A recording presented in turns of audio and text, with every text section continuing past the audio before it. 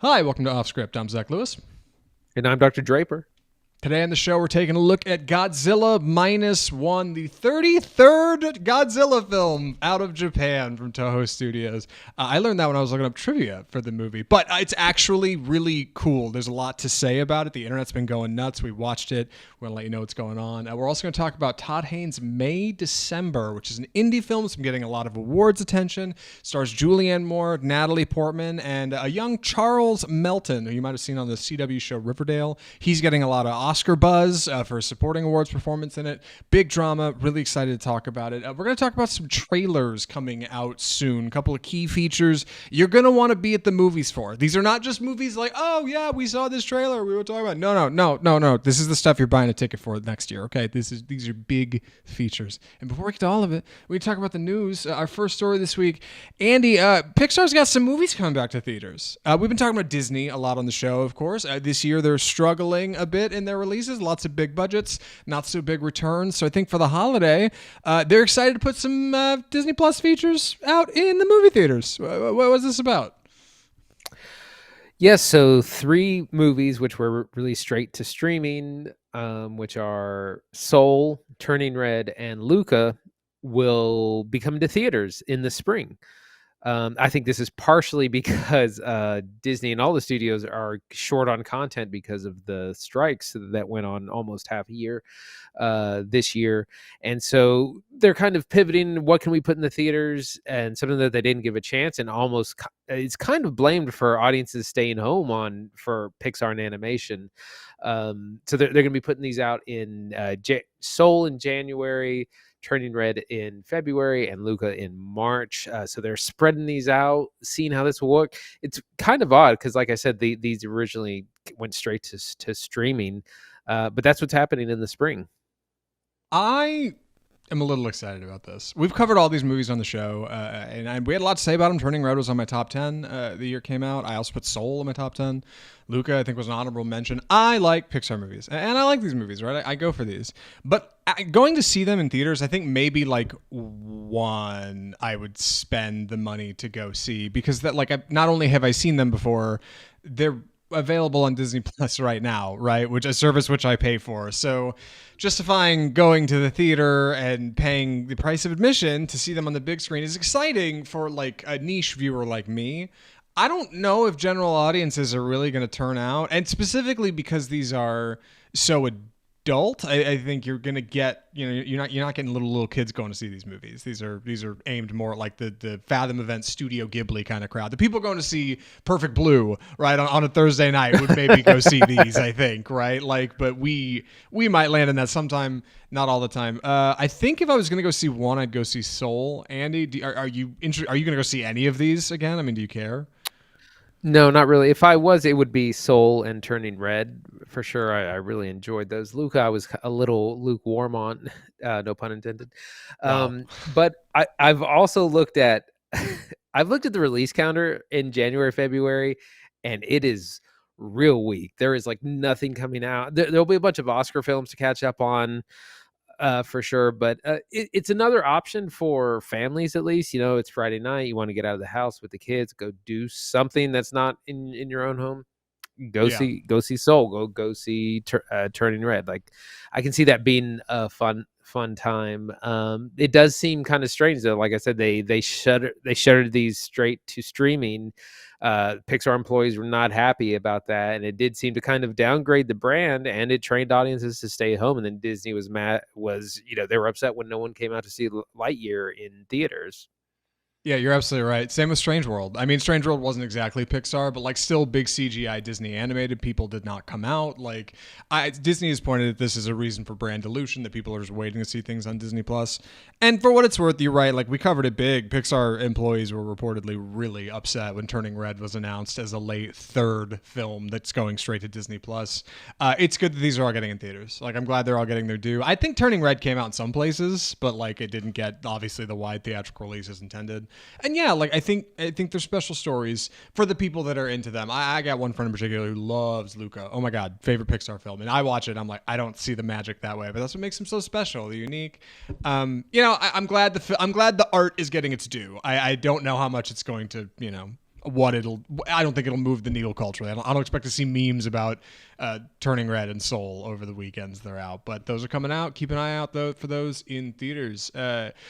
Meanwhile, if you're looking for A24 features, you won't actually have to go to the movie theater to see those because A24 has an exclusive deal with HBO and Warner Brothers to put all their movies on HBO. This got announced today. It's insane. Andy, what do you know about this? So A24 originally had a deal with Paramount and Showtime since 2019 to exclusively or semi-exclusively license them to that streaming service, Paramount, and that is wrapping up this year. And so a new deal was made with Warner Brothers, and so the A24 catalog will be available on Max. We don't have an exact date yet, but probably fairly soon in 2024. That's super exciting. There's a lot of things that I already have, but it would be nice to be able to just go through the back catalog, revisit things I haven't seen. And there's also a lot of upcoming new things, things like Priscilla and the Iron Claws, The Zone of Interest, which we're going to talk about a little bit later, will be available. So I think that'll be really cool to be able to see those on a streaming service. And I think that's going to boost what's available on Max, because I was starting to see a lot of the Max content elsewhere, and I was starting to think, why am I paying for this? Yeah, Max has just become so diluted, like since they incorporated the Discovery content from the Discovery merger. Like, I think they still have a lot of good content, but it just gets buried. And they've started selling off parts of it. Yeah, leasing properties to other companies. You're starting to see DC stuff showing up over at Netflix, like because they just have too much content in their house, and they can't figure out how to display it to everybody. Like, they've got so many boxes on the homepage with thumbnails for content that I'm never going to watch. And there was a time when you logged into HBO and it's just like, oh man, yeah, like everything here looks juicy. You know, great documentaries, exciting pieces, good films, short films, indies, whatever. A24 makes sense at HBO. I think those are two brands that are quality. Like, I think those represent like good artistic voices, like with good production. And when I initially subscribed to Paramount, I can't tell you how alluring it was to see when I subscribed to Paramount Plus that if I only added Showtime for $7 more a month, you get the entire A24 library. I mean, it's insane. Like, not just stuff like, oh, Everything Ever All at Once, like X and Pearl. You can go double feature them right now, you know? Like, you can go visit older stuff you haven't seen in a while. Like, Lamb showed up there very shortly after it came out in theaters. Like, that stuff's great. It's really cool to just see that right there. Ari Aster's work is going to be in there. Like, really great voices get lifted up in that library, and I think it's a big get for HBO, and it's a good spot. I went to Paramount today when this story dropped to unsub, which was hilarious because they pop up with an option as soon as you try to unsub that's like, please, we'll give you 2 months for free. So if you're a Paramount Plus subscriber, you're looking to get out, good news, you get 60 days if you move now. But I don't know. I think it's good for everybody, right? Like, I don't see a downside to this. Yeah, I'm excited for it. Like I said, it's a service that I already subscribe to. I don't have to add another one. It's adding value to that service, and it's a studio that we love here on the show, and I'm super excited about that for sure. One more story this week from the box office. Beyonce's Renaissance is moving numbers, and thank God, because seeing what Taylor Swift's been doing, I figured maybe the wells run a little dry. It's a different audience. I don't really know anything about Beyonce's current listener numbers. Like, I know she does great, but I'm glad to see that her concert film is delivering goods. Thank God. Also news from Napoleon and Disney's Wish, of course. Andy, what's the update at the box office? So concert films are all the rage, of course, after the massive success of the Eras tour. Beyonce decided to launch her own concert film, Renaissance. No one expected this to do numbers anywhere close to the 100 million that Taylor Swift made opening weekend. It still did very strong for a concert film at 21 million. Won the weekend. The Hunger Games prequel was a close second. And then, I love this headline. Napoleon and Wish fall off a cliff. They had like 70-80% declines in those two movies. Disney hurting real bad. Like you had sent me Wish doing holdovers numbers in its second week. Those movies are not going to have any kind of legs. And so, as people were wondering about, because Wish was well reviewed by both audiences and critics, and they're like, maybe it'll still have traction through the holiday season. Not at all. It's dead on arrival. I've been really surprised to see in our Napoleon review on our YouTube channel a lot of comments from people who are like, "This movie's bad. No, a Ridley Scott bomb." And like, I don't feel like I've gotten that general impression, not only from the movie but from like audiences in general. Don't seem to feel that way. But I guess like for what it's worth, even though Napoleon is not doing great in its later weeks, it's a historical epic. I wouldn't expect it to, and it's still doing way better than I think Last Duel did. So for what it's worth, like it's a Ridley Scott W, no matter how you spin it. Yeah, it's not doing great now, but Apple Plus didn't invest in Scott and Scorsese to make Killers of the Flower Moon and Napoleon to make big numbers. They didn't give them big budgets just to turn out a profit. It's an investment over time in creators. Same thing Universal is doing, signing deals with Nolan to make Oppenheimer, right?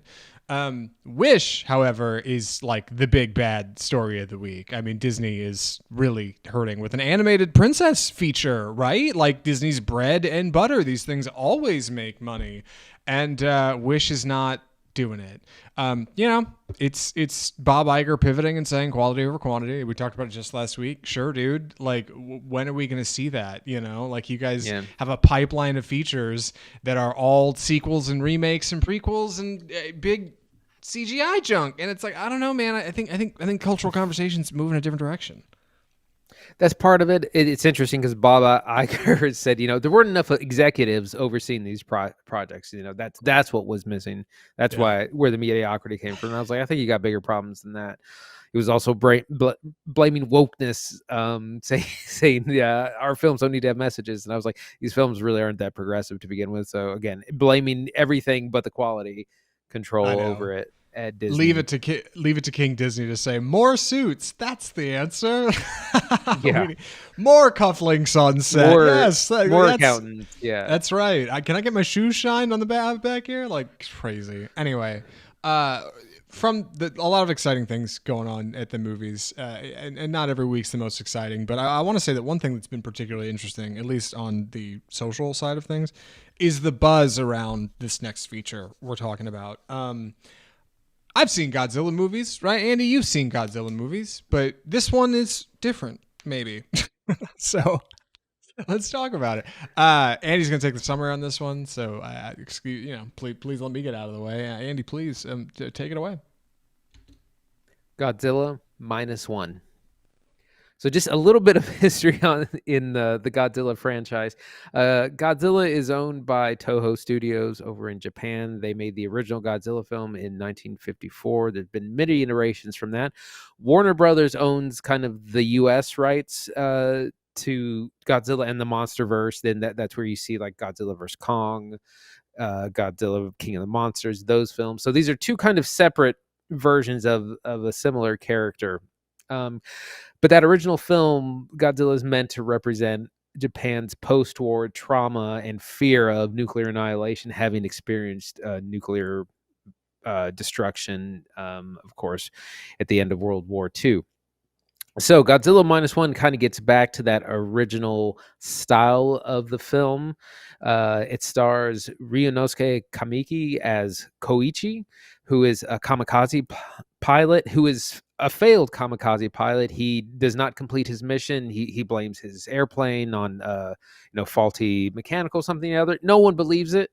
No one's buying it, and he returns to his home disgraced, which has been decimated from the nuclear bomb. And everyone's just kind of living in shanties and trying to rebuild after the nuclear explosion. He meets a young woman named Noriko who has a child with her. It's not her child. She just says, it's a child I found in the street, and we're just trying to, can we stay with you? They end up kind of creating this found family, rebuilding their lives. And a couple of years go by in this setting when the threat from Godzilla emerges. Koichi gets a very dangerous job at clearing sea mines with a group of ex-military or veterans, and they eventually kind of go on a mission to initially delay Godzilla so that a warship can come in and take it out. This is kind of a futile effort, and so the rest of the movie is these people spending time of how do we fight this imminent destructive attack. This movie is very different from any of the kind of monster smash and crash movies we've reviewed and seen before. The internet was blowing up about it. One of the best movies of the year, throwing off everyone's top 10, this kind of thing. It's an incredible movie for a lot of reasons we're gonna get into. But first, Zach, what'd you think? Andy's right. Godzilla -1 is a very different monster feature, like not only from other monster features that have come out recently, and especially its American counterparts, right? Like Godzilla v Kong. But additionally, like it's a very different Godzilla feature. As far as I know, it's the only period Godzilla film, right? Like that's set not in essentially contemporary day or whenever it's made. It is the first Toho Godzilla film since 2016. That was Shin Godzilla, I think. And that one had a lot of success, especially with like an old throwback looking Godzilla, like a guy in a suit. But they haven't made one since because Toho said, well, we've done a lot of them. We want to make sure it's like a really good something and it's different. And it's like a story that feels like people will come out to and connect with. And so writer, director, and as far as I understand it, also VFX director, Takahashi, I'm going to butcher this, Takahashi Yamazaki, he wrote a script and said, I'll handle it and it'll be super cheap. $15 million, which is an insane budget. A lot of people have been comparing to blockbusters here in America. Loose comparison, but funny.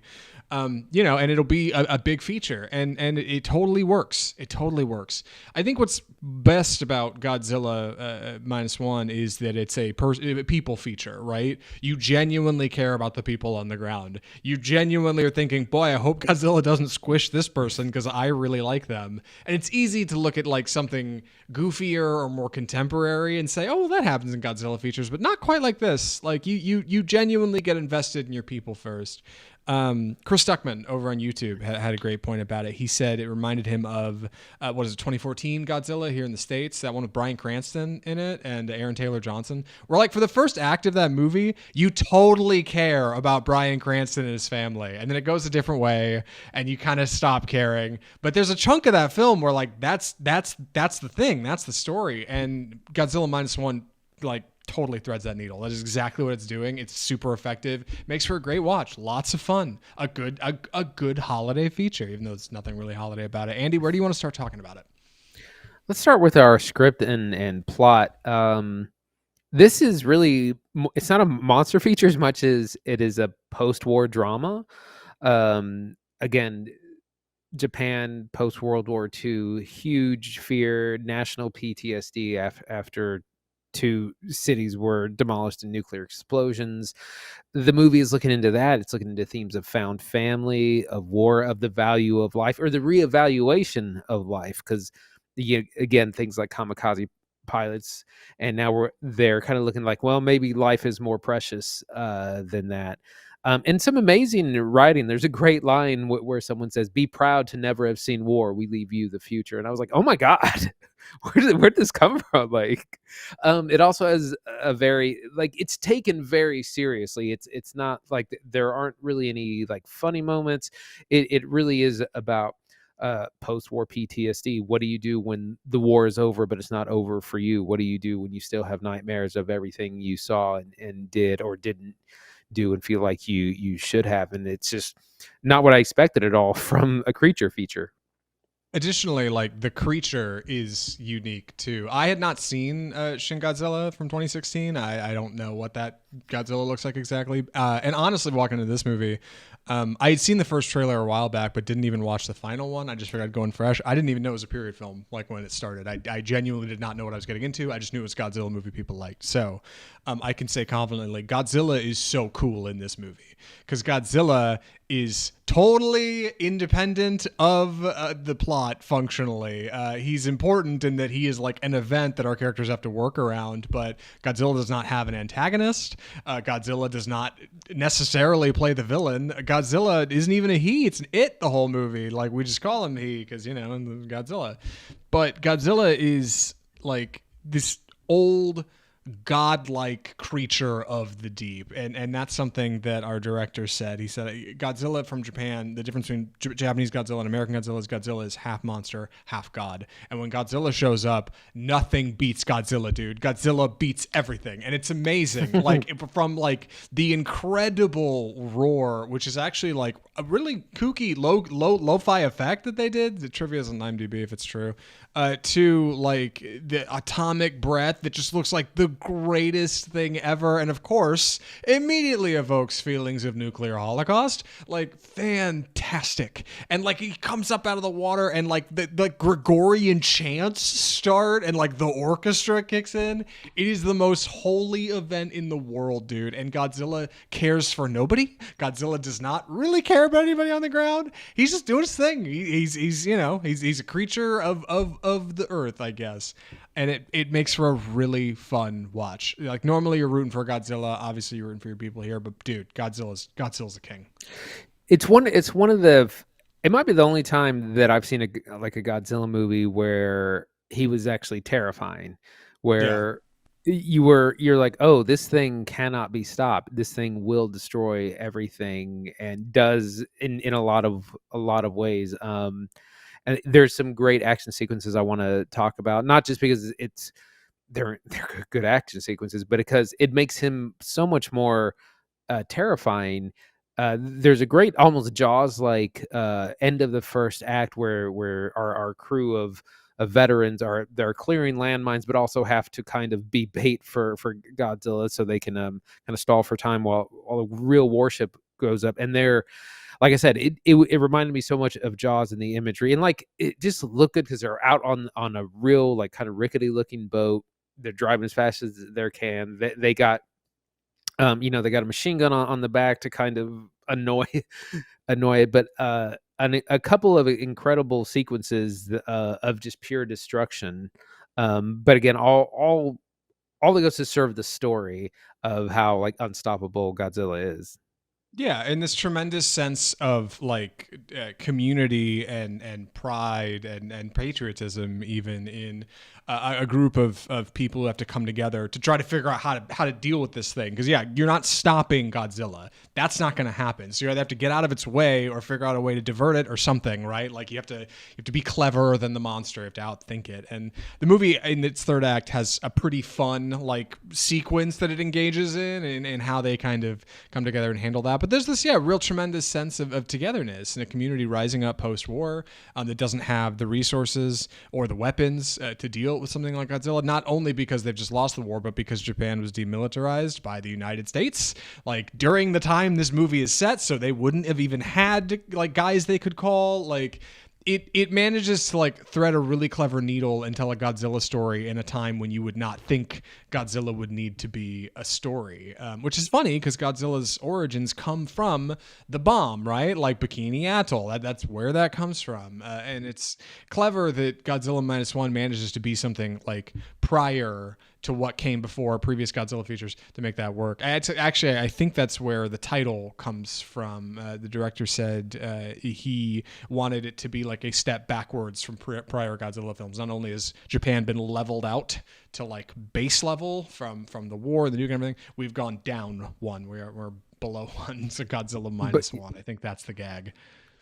Yeah, it's a really clever title because it everyone asks what does that mean. That as soon as I saw it, I was like, that's kind of a strange title. What is Strange it? Like, title, I don't understand. And then it got me, Googling it exactly. And like I said, the human stories work very, very well. Like there's, like I said, this idea of found family with Koichi and Noriko, and the baby that they've also discovered, the found family of the veterans working together on the boats, doing this very dangerous post-war work, and then coming together as community. Because like you said, that's one of the plot points, is that there is no, the Americans and Soviets don't want to help because they don't want to antagonize the other, so they're keeping hands off, and so it's just the Japanese left up to itself. So it's very much about building through your community.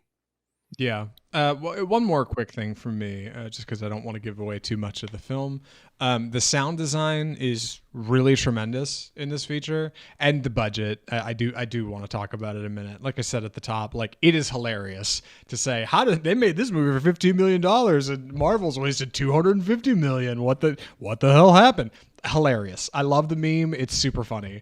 Realistically, I'm gonna say this movie does do some really good jobs. It does really good jobs. It does a really good job of using its budget effectively. So yeah, there are really clever scenes. There's really good scale with the beast, like to make it seem like okay, what you're seeing is feasible. And the CGI doesn't always look good, but then again, like neither's Marvel's, right? I don't believe they're really floating in space. I'm not seeing any visuals that tell me they're like make me believe they're floating in space. Like of course. So when I see Godzilla come out of the water, like yes, me an adult, I know that's fake. Even if the CGI is not perfect, I'm not convinced. The other thing though we need to consider is like, dude, film workers in Japan are likely heavily exploited, and people take on multiple jobs like our writer, director, VFX director. Whereas in America, typically you have things like unions. Your actors are going to stand to make a little bit more money. So like 15 million is a funny punchline, and I think the movie uses it really effectively. It really does. But like ultimately, it's unrealistic to compare it to American productions, right? Like, come on, we can be adults about that. I think. Yeah, like I said, the budget was really low. So, like you said, sometimes the CGI doesn't look great, but that's where the very human story and the acting's top notch. It reminded me of like if you've ever watched like a dramatic anime show or I was gonna say it reminded me of film. anime for sure. Yes, it felt like a period anime. Yeah. It's definitely that level of like pretty extreme acting. As soon as I saw the buzz about this movie, I got tickets to see this in IMAX, which was definitely worth it. So loud, like a little like overbearing, but definitely worth it. I wanted to mention the fantastic score by Naoki Sato. Again, it helps. It has a very mature, dramatic score. Helps facilitate the drama and the seriousness of the film. Again, it's not people joke about the marvelization of cinema where people are like, oh, I guess that's good Godzilla behind me, isn't it? That like we don't have any of that. And like I said, everything is serious, the drama, the acting, the score, fantastic. And again, this is not a creature feature, and I was a little bothered. I was sitting next to a guy who was literally pumping his fist and getting really excited when like Godzilla was about to do atomic breath, and I was like, this are we watching the same movie? Like this is about like tragic post-war PTSD. This isn't like a monster movie where you're glad Godzilla's going to beat people up. That's very that's very true. Strange. But I want you to know there at the end of the first act there is a Godzilla attacks a large location, let's say. And at the end of that sequence, he hits him with the atomic breath and he does the roar. And I tell you, Andy, if it had cut to title card halfway through that roar, I would have melted out of my chair. Like I would have turned into a spirit and I would have been a ghost the rest of my days. Like I like dude, Godzilla's so cool. And I totally get it. You're right. Like 90% of this movie, Godzilla's not even on screen. But when he's there, dude, he's the king of the monsters. Andy, would you recommend Godzilla -1? Absolutely. Like Surprise, one of the best films of the year. Like this should be I wouldn't be surprised if it gets nominated for like best international feature at the Oscars. Really dramatic, exciting. Like I said, there's action. It is a bit of a creature feature, but it's much bigger on the, like I said, the post-war drama. Big surprise. See it in the biggest screen that you can. Yeah, same. This movie's really tremendous. I didn't think it was going to be as good as it was. Andy and I have not talked about the trailer. Really, it's not really been on our radar.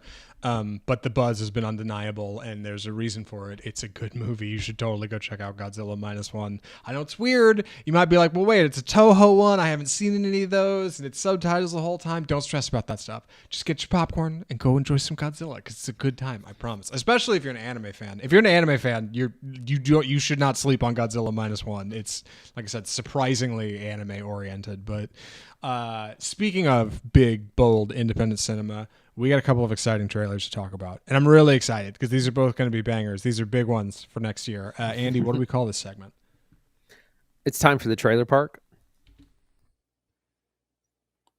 Take it away, Zach. I got the first one. That's right. I knew that because I have the outline up and was ready to start talking about it. And now I'm going to start. Yes, our first trailer for this week's Trailer Park is Furiosa, a Mad Max saga. I'm so excited to be able to talk about this on the show. The internet has been waiting patiently for more news from George Miller's new Mad Max film Furiosa, and now we finally have it with a trailer. The film stars Anya Taylor-Joy as our lead, Furiosa, in a prequel film from Mad Max Fury Road. She'll be taking the role of who was Charlize Theron's character, Furiosa, in her journey from the Green Place, her origins, to however she loses an arm and becomes Charlize Theron. Very exciting. The film also features Chris Hemsworth, our very own Thor, in what looks to be a very similar role to Morton Joe, but I'm pretty sure Morton Joe's in here, so it's definitely not him. I don't even really know what he's doing, but it's 45 years after the collapse. It is big, it is bold, it features wild CGI and insane shots from the desert and crazy vehicles and God knows what, and I can't wait for it. Andy, what do you think? Absolutely lost my mind. I think the day before, because this came out at it was like Comic-Con Brazil, where a bunch of footage for shows and movies actually came out this weekend. And like the day before, there was like a blurry still of the poster, and it said that the Mad Max, the Furiosa trailer was coming the next day, and sure it did. Absolutely lost my mind. It looks great. George Miller is just such a master at behind the camera, and there's already some shots that just look incredible. Anya Taylor-Joy looks amazing as young Furiosa. She's got the look. She's got the black paint. She's got guns. There's part of the trailer. She doesn't have her arms, so that's we're gonna learn how that happens. Chris Hemsworth is playing a bad guy named Dementus.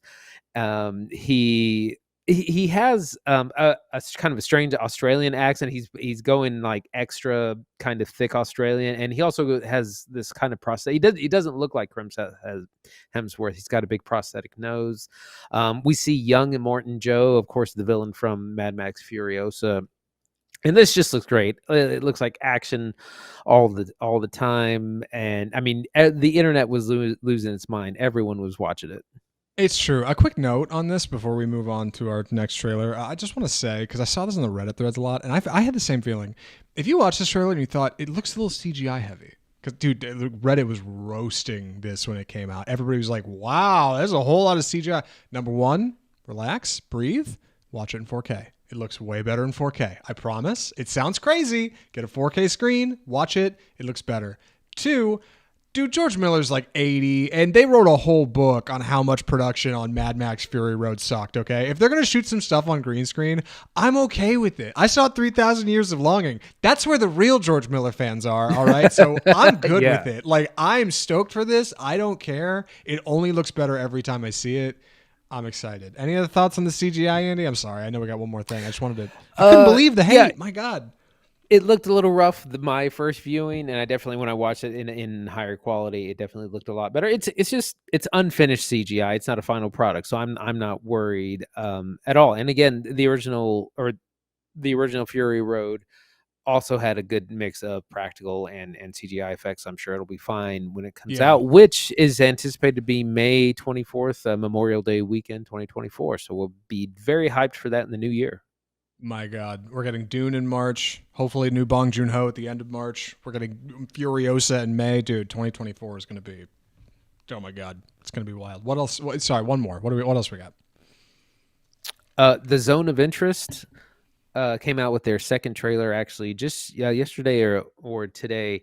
This is a movie we've talked about that I've been hearing a lot about for several months now. This trailer doesn't really show too much more. It shows this German family raising a garden, living their life, having fun in the pool. But they share a wall with what is Auschwitz, next to a concentration camp.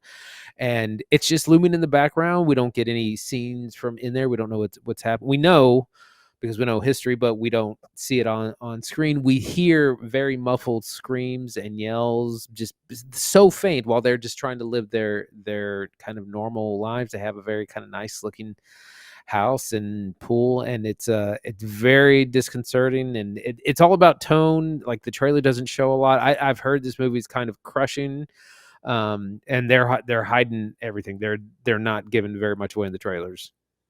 I don't want to do frame by frame analysis. Okay, that's not what we should do on this show. But when we show the YouTube, when we do the show for YouTube, we put the trailer up and we just still frames because we can't play it because we would get copyrighted. And this still frame I've got up here now, where you can see the front of kind of the house just right next to this long wall of what is a concentration camp, and you can see the entrance like right next to the gate. It's almost it's almost comic, right? Like if you think of like an idea like, oh, a house that shares a wall with a concentration camp, but like it's so not played for any kind of melodrama. Like it is 110% razor's edge serious. This is the kind of trailer you would show somebody who's like, yeah, I like weird movies. I like art house stuff. You're gonna go see this movie, right? Like Zone of Interest looks heavy. And I can't wait. It's such a good looking trailer. I like it's an icky topic, and it's gonna make me feel like I need to shower after. And by God, that's what cinema's all about. I love it. What do you think, Andy? You excited for this? Oh, for sure. Like, I've heard that it's going to be again big contender for international feature, possibly one of the best picture nominees. We'll see. It doesn't come out until February 2nd. It's one of those things that's going to come out very, very late in the year. It's going to take forever to see. So we were talking about top 10 lists. It's probably not going to make ours because we're not going to be able to see it till February. But it's definitely going to be a big movie, an important thing that people are going to be talking about once it does come out. Yeah, this will be one of those movies I mislabel on like the slate when we make the podcast, and I'll have to go back and be like, wait, it didn't come out in 2024. It was 2023 joint, but I missed it. No, I guess it'll be 2024. I don't know. We'll see. Anyway, we'll get around to seeing it at some point. I'm excited to talk about it when we do, but I'm also excited to talk about this next feature.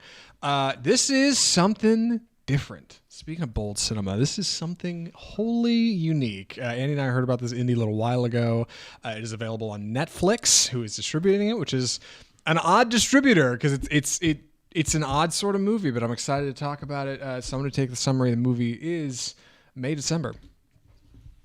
So May December is a colloquial term for a relationship. It's how you would define an older person dating a much younger person. It's seasonal, right? The early part of the year, May, and the late part of the year, December. I've never heard this phrase, so I didn't know what it meant when I watched Todd Haynes' May, December, but I did know that the film features some heavy themes. It's produced from Natalie Portman's production company, who she approached Todd Haynes to do this script with her.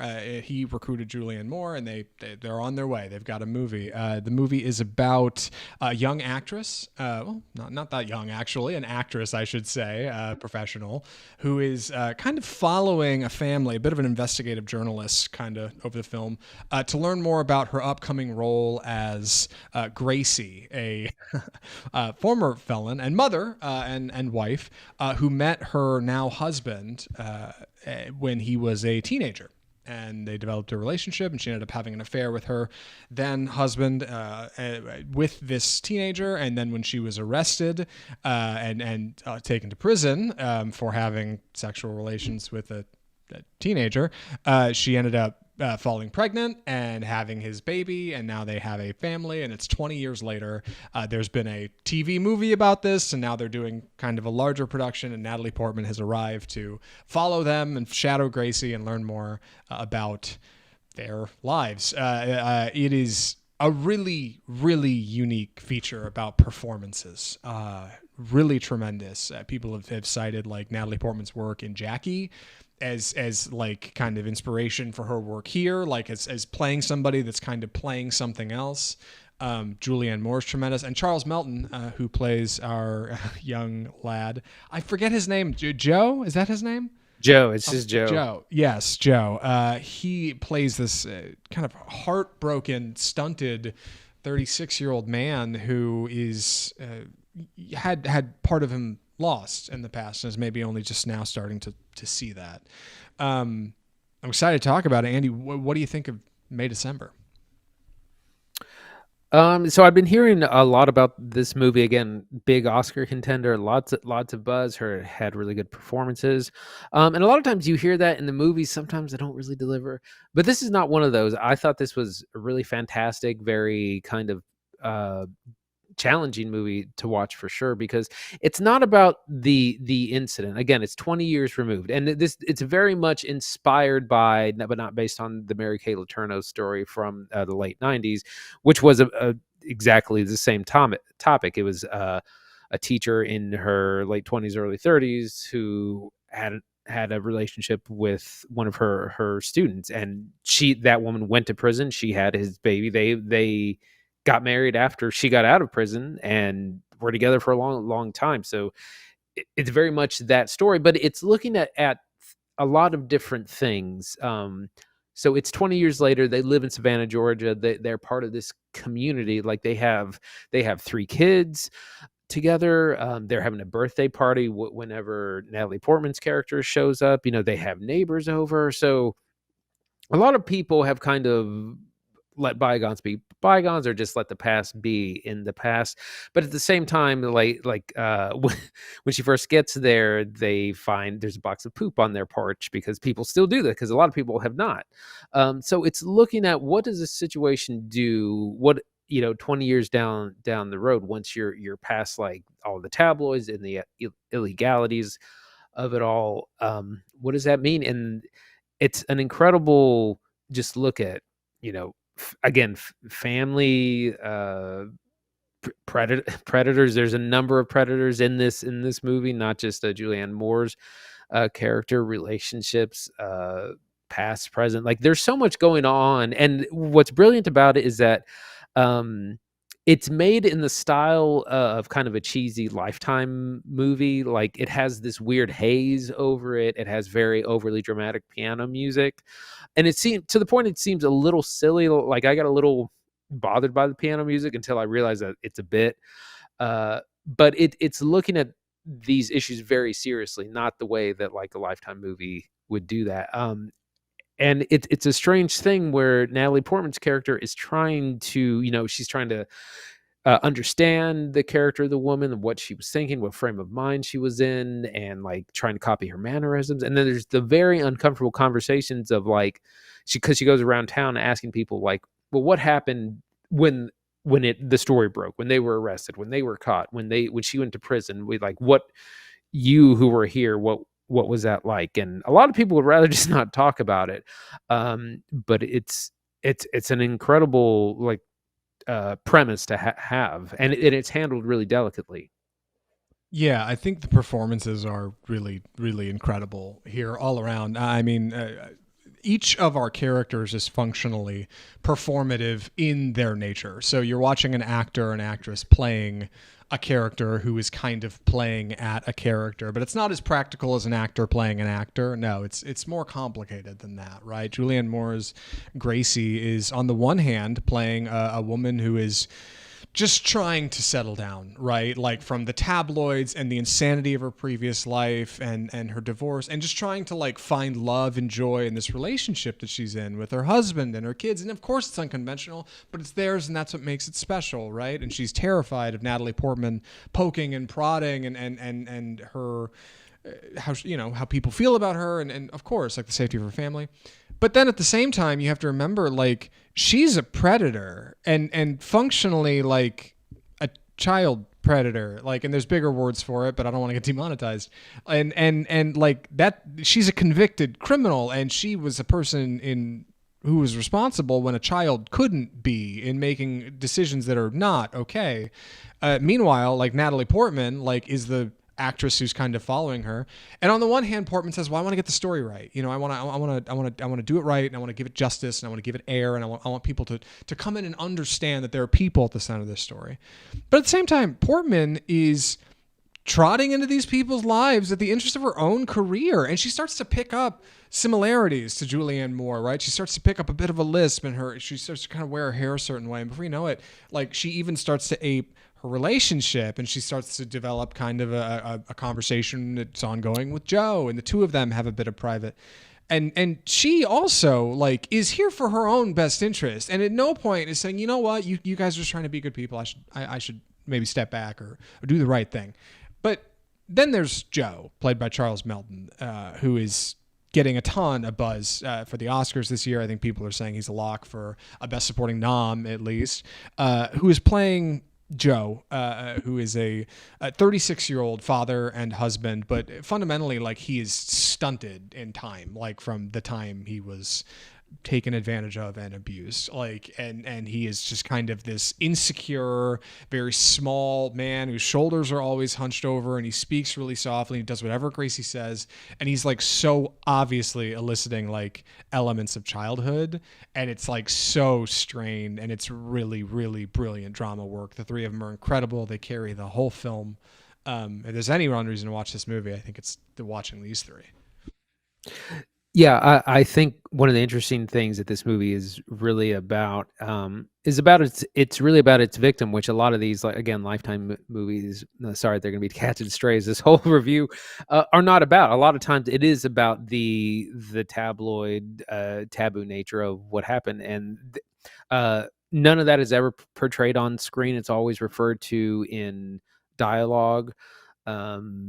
Uncomfortably by a lot of people, but this is again, like you said, it's very much about Joe, and he's so awkward around people. You can tell he's not socialized very well. He doesn't know really how to act and respond around Natalie Portman's character a lot of times. He's it seems like he may not know what's going on at all times, but at the same time, he's not like dumb. Like he has a job in the medical industry. I think he's like a radiologist or x-ray technician or a doctor. It didn't really say, but like they have a big house and he's got a good job, and you know, he's not like incompetent, but he is very stunted. And I think that one of the interesting things about the movie is that it's about the decisions we make and the consequences of those, because even though, you know, they kind of got the fairy tale life that they had both wanted, there's still a ton of fallout. Gracie had three kids in a family before this affair, who are all still in town. They still have to deal with the fallout. They have three kids currently, two twins which are about to graduate high school, and one daughter in college. Those kids still have to deal with the decisions of their parents, and there's nothing they can do. Like, they can't get away from it, even if they wanted to, because of their situation. So it's about kind of the selfishness of those decisions.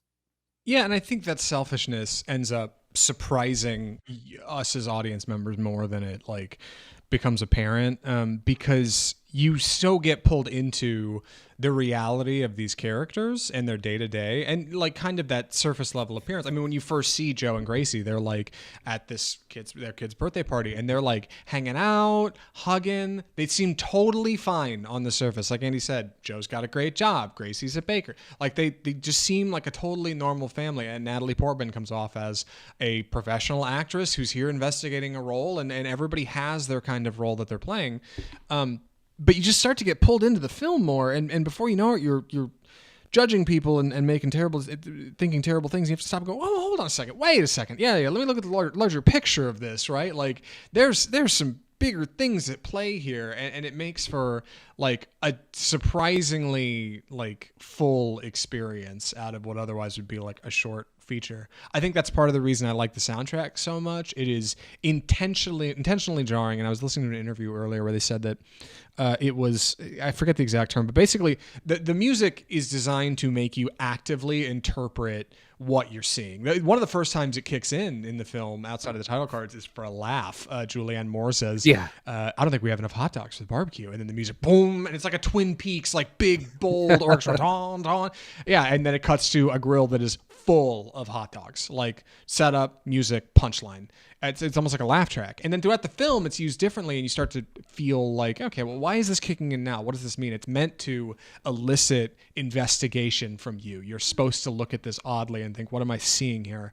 And that's supposed to remind you that, like, the situation is so outside of normal, and like there's so many larger melodramatic problems at play. It ends up being darkly funny at times, darkly tragic at times.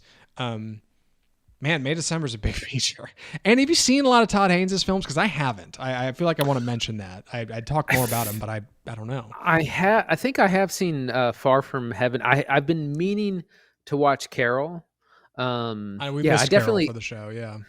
Yeah, so I've definitely seen Far From Heaven, which is, gosh, this is from 2002.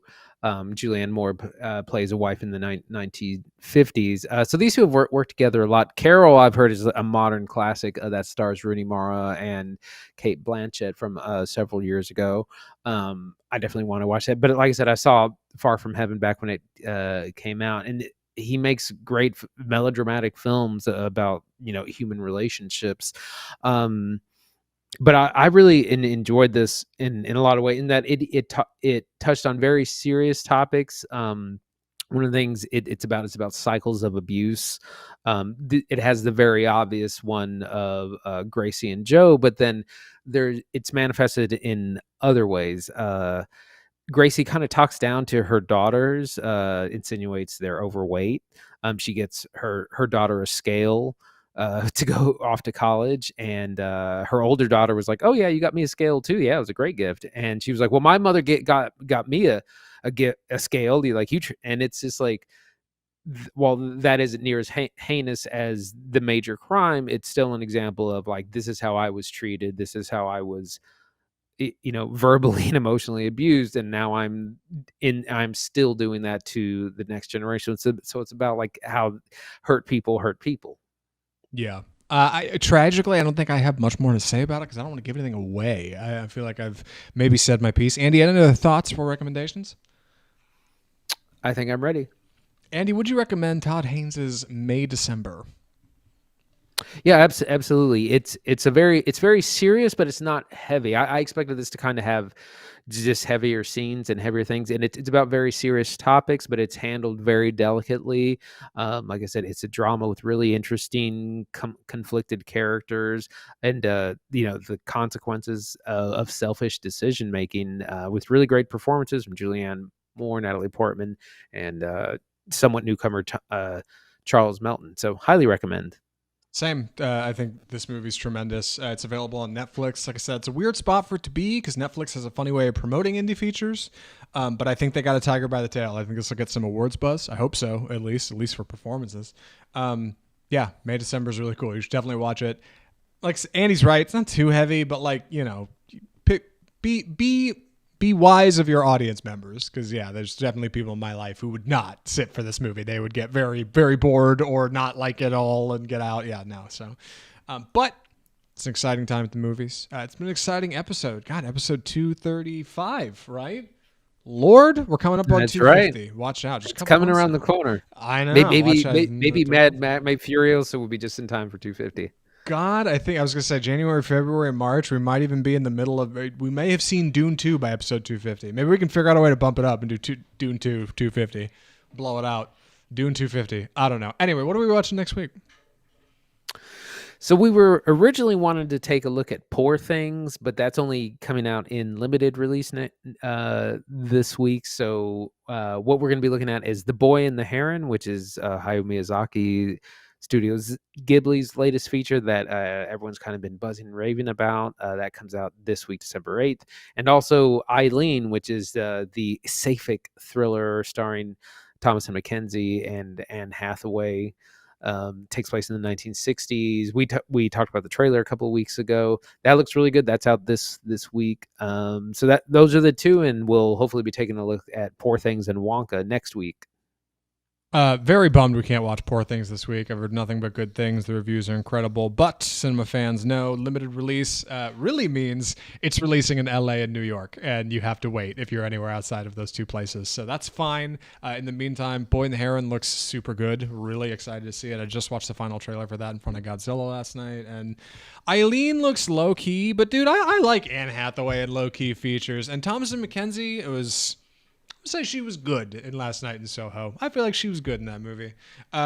But if you enjoyed the episode today, or you want to hear what we think of those films next week, the best way you can keep up with us here on Off Script Film Review is just subscribe to the show on your favorite podcast platform: iTunes, Google Play, Spotify, iHeartMedia, all the audio spots. We're in all those places. You can also leave us a rating and review over there. That'd be a big help. And you can subscribe to us on YouTube, where we're uploading individual reviews. Man, Andy, that YouTube channel's growing. Something's happening over there, all right? We got a cauldron bubbling. I know. We got thumbnails. We got descriptions. Come check us out on YouTube. If you watch content on YouTube, I'm telling you, the Off Script channel does not disappoint. Big things going on over there. We're on Facebook, we're on Twitter, we're on Instagram, all the usual social media outlets. Of course, you can find our website, offscriptfilmreview.com, for more content, interviews, exciting things we're doing around town. And you can email us correspondence directly. Right to you boys, from audience to creator, the way it's meant to be. Just like this podcast goes to you, you can email us directly at mail@offscriptfilmreview.com for correspondence on the show. With episode 235 from Off Script Film Review, the home of Bold Cinema, I'm Zach Lewis. And I'm Dr. Draper. Thanks for watching.